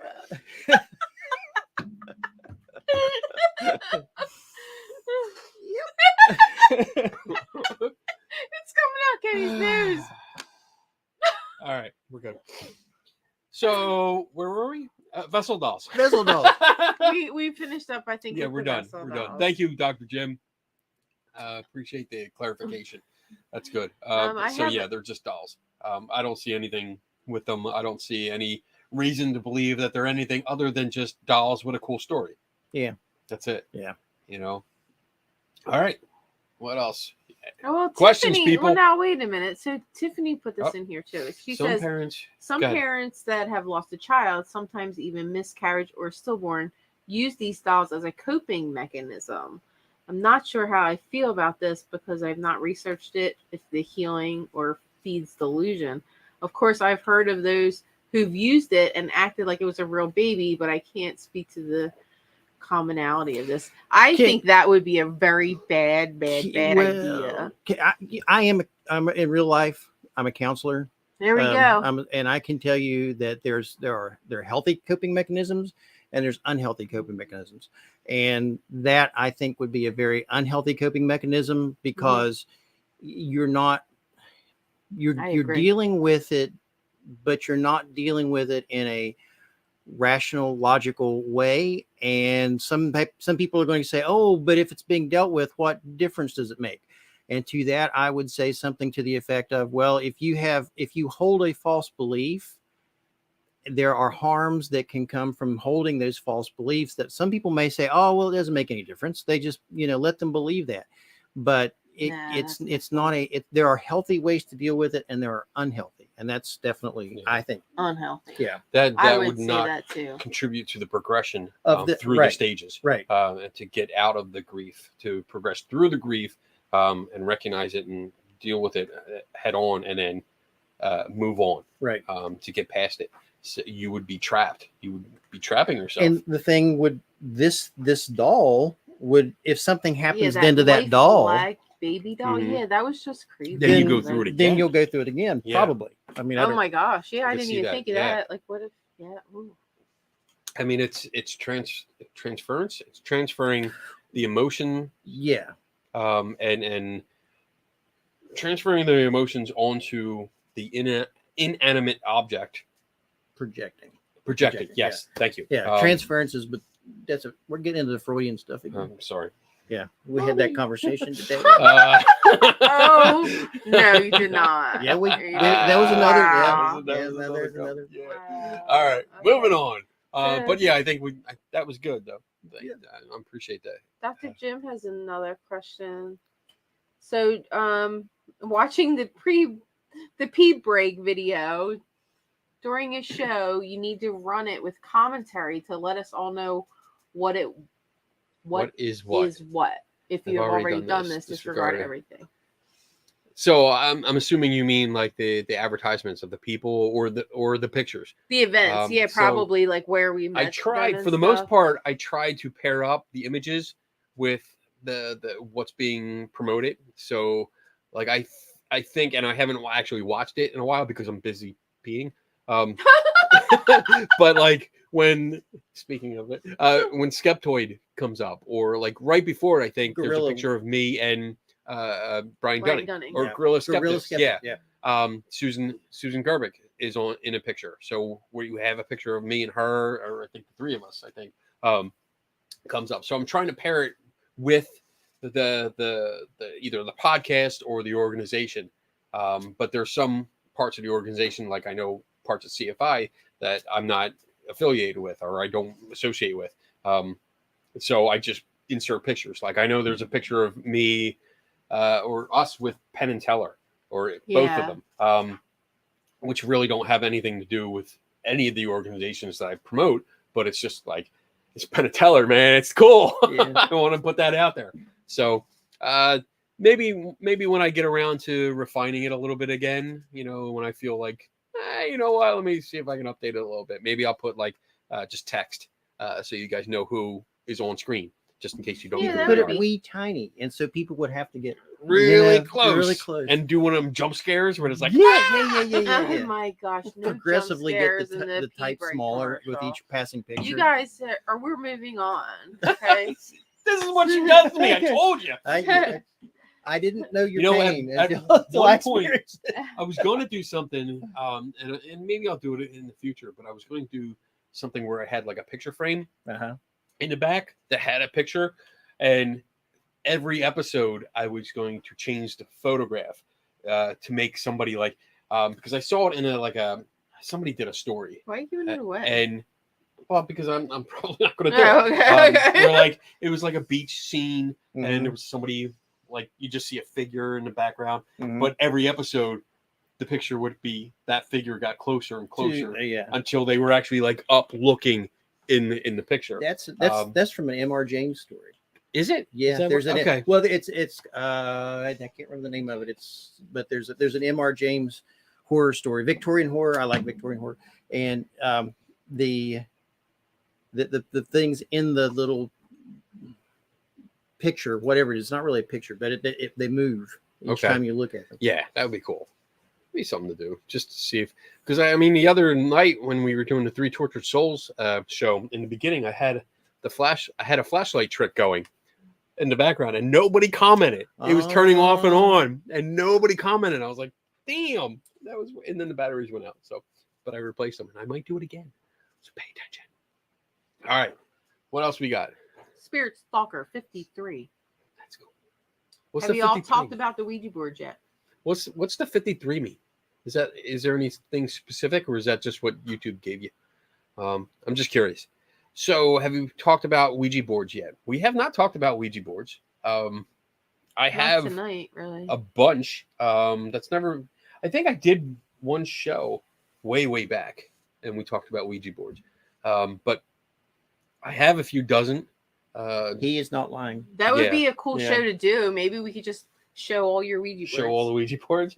Well, then we can kind of discuss it too. That'd be kind of cool. So, like, I have one over on the shelf. I have an Egyptian one hanging up over there. I'm not getting them up. I'm just. But I have a bunch in the display case out in the seminar room. I have the Jesus board. I have the it's Bob's board. Actually, Bob. It's Bob's board. The backstory was that it was designed by a serial killer, so the victim, the families of the victims could communicate with the people that he killed. But it was all a marketing story. It wasn't actually real. I have the pink Toys R Us special edition version. That's what I'm saying. We could do a whole show on it. Yeah, that would be a cool idea. I'm guessing you're asking more about like whether maybe we believe that if they work or not. And I'm going to go with that unless I see something come up that says different. So personally, I don't believe that they work. I think it is purely either the ideomotor effect that goes on, and I've had the chance to test this, not just the ideomotor effect, but basically fatigue. Because when you think about it, you're trying to hold your arms up in a certain position that you're not used to having them up, because you can usually rest your wrists, like when you're working on a keyboard, or if you're on a table, you can rest your elbows. But with that, you have everything suspended, and not only suspended, but you're trying to keep it steadily on this little planchette, a light touch. So that causes fatigue, and you eventually start dropping. It's like trying to hold a glass of water out for a long time. Your arms start dropping, and that little push will push the planchette. And under the tests that I've done, people will go with that. As soon as you get that little movement, people will all go with it. And then maybe everyone will stop and it stops on the letter. So you read that. There's the other case is that somebody's moving it around. And in most cases, when I see it move perfectly, that's the case. It's always been someone that's moving it. And as soon as you remove them from the game, nothing happens. So what are your thoughts? Well, one time a long while ago, I did a. I'm sorry. That was good. 10 points to Gryffindor. Gryffindor. I may be Slytherin. I'm not sure, but I did. Some friends of mine wanted a spooky magic. I did magic shows a long time ago, and they wanted spooky magic. And so I did a whole thing that evening with spooky magic. And one of the things that I did was I took a deck of cards and I laid out the cards in a circle. Like there was one at noon, 3 o'clock, 6 o'clock, 9 o'clock. And so there was basically those cards that they could pick from. And so I said to everyone, I took a glass and I put it was a wooden table, took the glass and turned it upside down, put it in the center of the table, had them take one finger and lightly touch the glass. I said, now what I want you to do, and I pointed to one young lady, I said, I want you to think of a card, but don't tell anyone. No, don't tell a single soul here. And I just want everyone else to channel her thoughts. And then we're going to, what you're going to see happen is, and it was a Halloween party. And so it came with a disclaimer. So don't think I'm out there promoting all this. So these are tricks. Okay, so we're going to channel the spirits, and that they're going to make the glass move. And then slowly the glass started moving toward her card. And so we're going to ask the spirits to move the glass to her card. And slowly but surely the glass creeped, and the closer it got to the card, the faster it went. Okay. So because everybody was just like the fatigue, right, and so they went with it. So yeah, it's idiomotor function response. So awesome. Cool. That's what I think anyway. Yeah, I mean, I played with it. I've done everything that you're not supposed to do with it, except for that. Don't get weird, Bob. And it just doesn't. It's never worked. There was a study done where they actually attended it was a spirit board conference. I think it was the first one and the only one, I think, that occurred. And it was by Robert Murch. I think he was one of the guys that organized it. And he's like he does the talking board museum. Really good guy, really knowledgeable in everything about spirit boards. But they had people come in, they tracked their eye movements. So they had headgear. What was that? I'm just reading the comment. They had headgear that watched their. Don't get weird. Don't just take it, Bob. Just take it. Just. I'm take sorry. It, I totally messed up. But they had headgear on where they were tracking their eye movements, and they were seeing that once a question was asked, the eye movements searched the board for the letter like microseconds before they moved. So it was definitely, they knew where they were going. It wasn't random. It was just, they knew where they were going. And I think that's what's the problem. I mean, when you can see the board, it's easy to go where you want. When you're blindfolded, every time I've seen it where they're blindfolded, Mark Edward did it. He did it. Yeah. We did it once where we blindfolded the people and added a different board. Mm-hmm. So I actually made a custom board. So it was completely different from the traditional Ouija board that you see. And once that was in place, gibberish. Mm-hmm. They couldn't spell out anything, couldn't get any. I even had names of specific people that were associated with the location in there, and they couldn't even find the names. Mm-hmm. So yeah, I don't buy into it at all. So I hope that answered your question. Yeah, I think so. Spirit Stalker says, I freaked out once when I did the board with someone that can't spell or read and was saying stuff until it said mama, mama, mama. Mama, mama, mama, mama, mama. Mama meant I found out later mama meant Zozo. Oh, so Zozo was a complete fabrication. Yeah, don't worry about that. The guy that made up that story, made it up. That was a horrible story that he made up. I have that book back here somewhere, and even the board that he made was yeah. So don't worry about silly. that. Yeah, I did a video on that. I did a video. Me and oh my gosh, from California. We met them in Vegas. First year. Oh, God, I feel so bad. I'm drawing a blank. Does the graveyards? I don't know what you're Oh my talking God, about. I feel bad. Graveyards. I feel so bad. She's gonna kick my ass. Oh, Anna. Anna, yes. Oh my God. Yeah, I'm like, what totally. are you talking about? Does the graveyards? I'm having a brain fart. But we did it. We did a video. We talked about it, the whole Zozo thing, and went back and forth. Oh, well, maybe it showed you how it was. Find it and like put it on your Facebook page. Okay, yeah. Pop in the next question, and I will look that up. Oh, you can find it that fast? I'm good. Shauna's got a question. Shauna. Going back to the very beginning of this episode, do you have beef with Ben Rafford? Fuck that guy. No, that's a no. Absolutely not. That's a no. I love Ben. I love Ben to death. He's always been a mentor to me. He's been very nice and kind. We get along like brothers. We give each other shit, and it's all good. I mean, I totally respect the guy. I love his work. He's taught me a lot over the years. I mean, a lot. So I credit him whenever I can because he deserves it. And so when I give him shit, when I complain about him, it's just all in fun. That's all. You should see I've have sent him something that I've sent Ben, and like it's interesting. It's fun. I mean, we're always taking stabs at each other, and it's all in fun. Yeah, and then we really don't have any more questions. John Kennedy just threw out, if we run out of questions, can y'all just talk? I'm digging the conversation.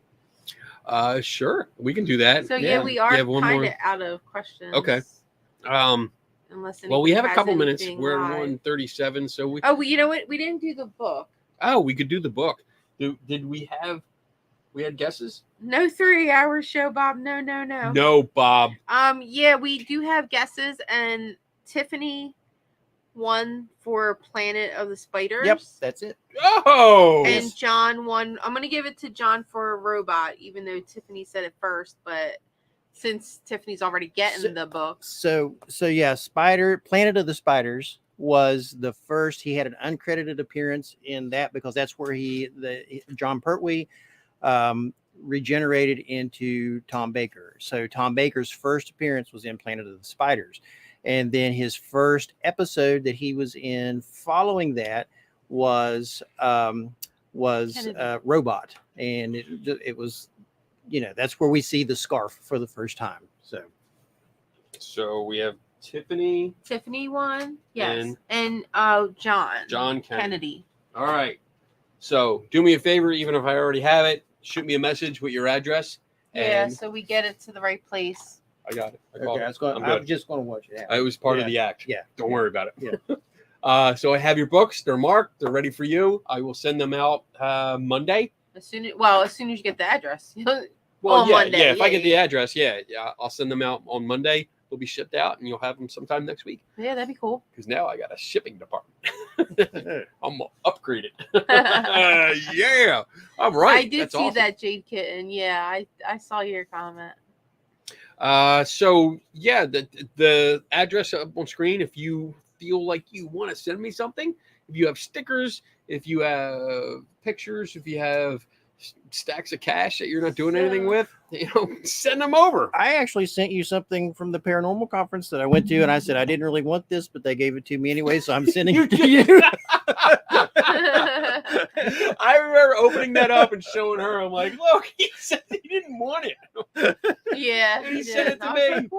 Like, son of a bitch. Okay, if you want to dump your trash on me, feel free. As long as it has, address is right there. As long as it has some kind of paranormal theme to it. And it was autographed by those guys. But yeah, you're right. And like, I don't know what this is. They were like, they gave me this picture, and they was like, here, you can have one of these. I said, oh, okay, thank you. And they said, you want us to autograph it? And I'm like, okay, sure. And I'm like, I take it and I'm like, I don't want this. And so, what can I do with it?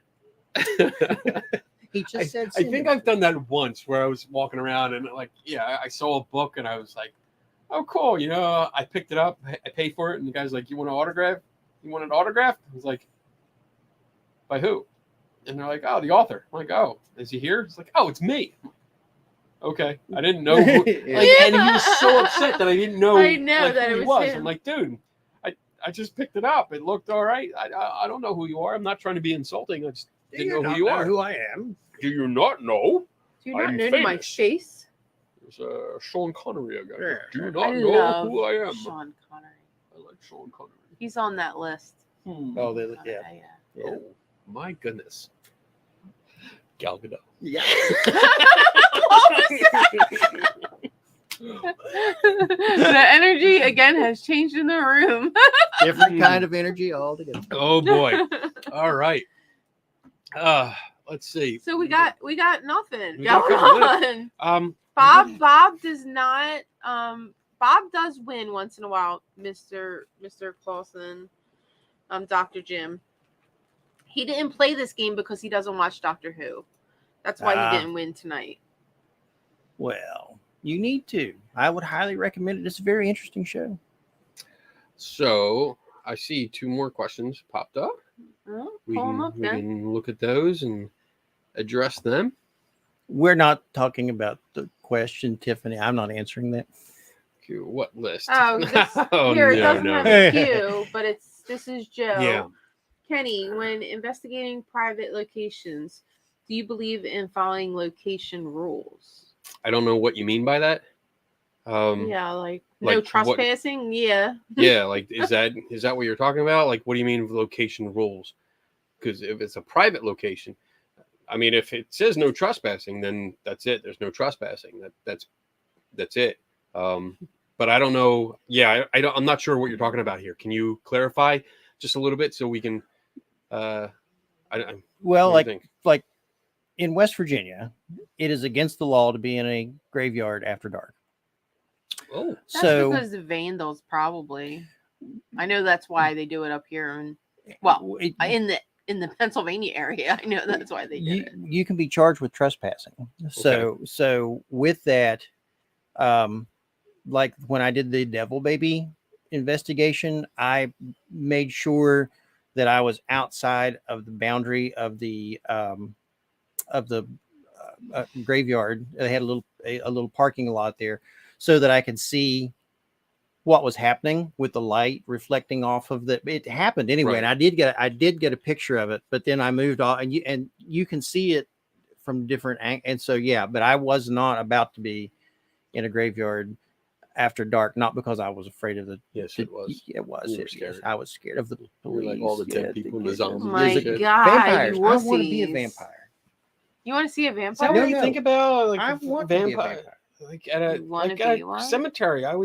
My first thought is zombies. No, Yes, I not a never vampire. thought They of live in that at a castles. cemetery. Well. Got zombies You No, know, vampires live in castles. in They have castles. castles. Yeah, Yeah. not at cemeteries. Right. No, some of them I saw. no, there ain't no. What do you bury in West no. Virginia? Lucy. What's going on down there? in in Dracula? Wasn't it Lucy? Yes, it was Lucy that was buried in the vault for. Yeah, and she was a vampire, and she was in the. It's in the book. She was in a vault So in a Joe clarifies cemetery? here and says Wow. what you Wow. can and cannot do on property. So Well, so he does I mean, abide by the rules. I would yeah. abide. Yeah, why wouldn't you? I think that's important. I'm not really sure where you're going with this. But yeah, I mean, Yeah. it's investigating a private location. Yeah, you follow the rules. If they give you certain things that you can't do, or excuse me, Yep. I don't know what that was. I mean, like you, for instance, and what you were saying about cemeteries after Mhm. dark and stuff, it's you can't be in there. So if you can't do something in a property, then yeah, you can't do it. If the homeowners give you certain rules, like hey, please don't do this, then you don't do it. It's pretty simple. And if it does hinder So when you're talking about rules here, and you said investigating private location, do you believe in following location rules? So if they have certain rules that restrict me from investigating properly, I will make note of that, and I'll make them aware. Thank you. Yeah. Boom. Double. Thanks. That was like in stereo. I'll make them aware that I cannot investigate this claim because of these restrictions. And I mean, that's cool. If that's your restrictions, that's your restrictions. That's cool. I'm not going to go any further. But yeah, there's no reason to break the rules. You don't want to be that person. Because if you go in there and just start breaking rules, then no one's going to you're not going to you're not going to have integrity. You're not going to have that respect, because it's like, oh well, they just go in and do whatever they want. So I do think following the rules is important, and I hope that answered your question. And Tiffany, look at what Tiffany just said up there. Yes, I see it. Yes, about the here it says creatures rising from the dead started more with vampires than zombies. Digging up graves to prove whether a deceased was a vampire wasn't rare when people got into a mob mentality. All right. I agree. You got me. So, you know, I mean, I do know, like, zombies, I don't at like least zombies. at least the way we know them, the modern day zombie came from white zombie. Right. Yeah. White zombie. You pointed out that picture. That's why I got that poster. Because white zombie was the first time, or The Walking Dead. American That's really public got the modern day zombie. Everybody got hit with it. It was The Walking Dead. Well, that's more modern. Yeah, but that was based upon it all, like you said, goes back to, because but zombies are interesting creatures, but I just don't care for zombies like I do vampires. So I like vampires over Joe zombies. is Zombies following up here. dumb. Things that listed within gruesome, waivers. and they're just like, ew, So, I don't understand the concept. What? At least vampires I don't are neat sign. about it. Well, I do sign waivers. I sign 1 or 2 waivers to get into a place. So yeah, where are you going with this? It feels like you're going somewhere specific with Joe this. Para Oddities. Do you know who that is? I mean, just say it. Get it out there so that we can discuss it. But yeah, I mean, I've done a waiver with Zach's museum, which I didn't break any of the rules there. I signed a waiver with the Shanley Hotel, which I didn't break any of the rules listed there. Why do you think it's personal? It just feels like there's just going somewhere, like a certain direction. Oh well, let's move on. So I'm trying to figure out where. That's all. See, zombies are mostly originated from movies in Hollywood. It's one of the few cryptids who lore developed with movies/TV rather than mythology. I think I agree with you, Tiffany.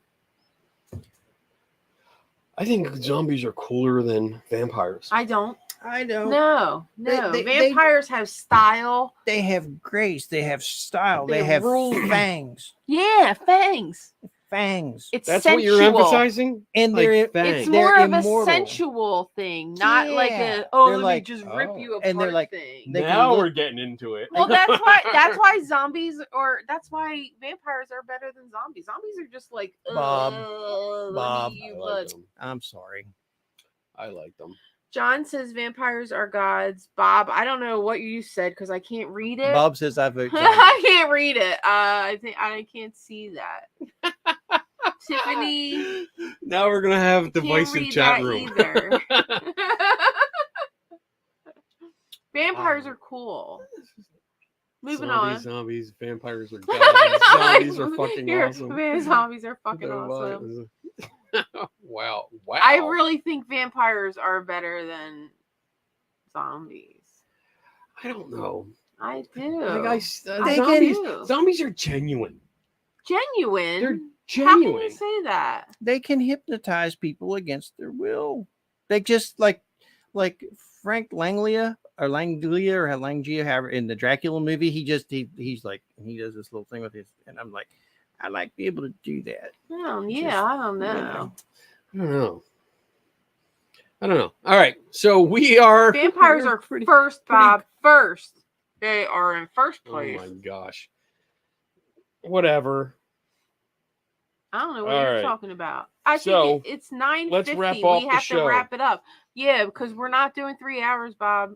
Yeah, We're not Bob, crossing we're that not doing line. it. We got other things to do, like eat nothing. our dinner. We got Yo, we nothing got to do. pizza We sitting got- here. Pizza. We ate before the show. We're just what's going on. All right. Gross, Jade Kitten. Gross. So here we go. Where's my glasses? I need to put it on because I can't see. I didn't write it up. No, another hour. No, another hour. Nope. Not going to happen. All right.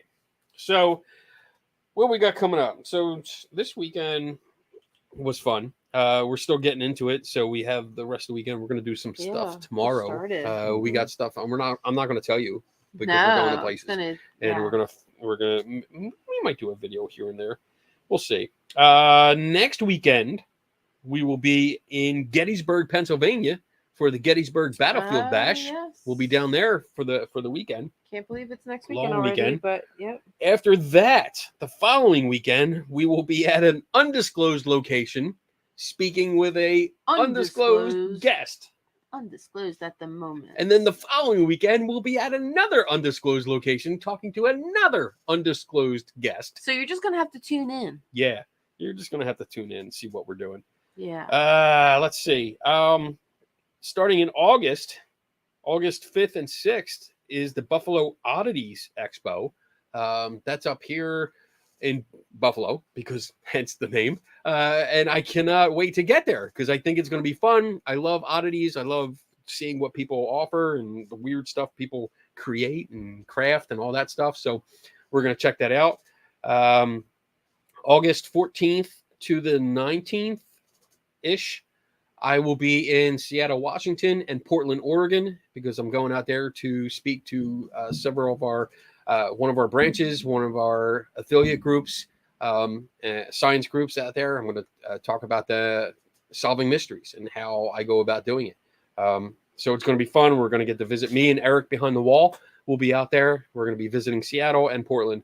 Hopefully Brian Dunning will be out. I'm hoping Susan Gerbic shows up because I know she's a couple hours away, but we'll see. She might come out. September 16th is the Mothman Festival in West Virginia. We'll be down there. We'll probably be meeting up with Daniel and Tim Vickers because we plan on hitting that, seeing what's going on. What else I got? I got other things here. PsyCon's coming up. Yeah. Not there yet. Not there. We got to go by the schedule. Oh, the schedule. We got to Hurry go up by the because schedule. we're going in 3 hours. October 14th, there's a special showing. It's like a premiere of a show called Death Walker or something with like a TV ghost hunter guy, Nick Groff, and I got tickets to go. And again, me and Nick, or not Nick, Eric behind the wall will be there hanging out, seeing that, and then talking to the people that are going there, so we can see their reactions to what the show is. Which I'm going to guess are probably going to be different than my own. So we'll see. October 26th to 29th is PsyCon in Las Vegas, Nevada. I will be there. Donna will be there. I will be there. He will be there. Everyone's going to be there. Anybody that's anybody will be there. If you're cool, you're going to be there. Yeah. If you ain't there, you ain't cool. And even if you're a nerd, you're going to be there. Yeah. Well, yeah. Look, nerds are cool now. Well, yeah. Thanks to the Big Bang Theory. Yeah, they did it for us. Doctor Who did it. Whatever. Okay. Next. November 3rd. Paraunity. And 4th and 5th. Yeah, Paraunity. That's a Paraunity Expo in New Jersey. I think it's Woodbridge, New Jersey. We'll be out there. I think that's the next conference that we're actually going to sit up at. Yeah. So I'll have my Skeptical Help booth, and Donna will have her Lucky Tiki Creations booth set up. Hopefully, and we'll see you out there because that's always fun. That's always busy. Maybe our PA friends can come visit us. Yeah, because we'll be closer. Well, yeah. If not, if you can come out to Gettysburg, come out to visit us, because we'll be there for a limited time only. I like limited time. Yeah, I got that limited time only. They want the third hour of the show to be the divine hour. You won't get a lot out of the divine going into the third hour. You guys are lucky you're getting 2. Yeah, that's right. Where can people find you? Well, yes, Daniel Reed. at the moment, I'm in New York, but you can find him at the CFI headquarters in Buffalo, New York. At this very moment. But if you can now, John Guy has encouraged me to do more on Twitter, but I honestly have a real hard time keeping up with the stuff on Facebook with the group with the West Virginia Skeptics Society. You can look for that group on Facebook, or you can go to, again, thanks to Tim Vickers, www.westvirginiaskepticsociety.com. That's our webpage.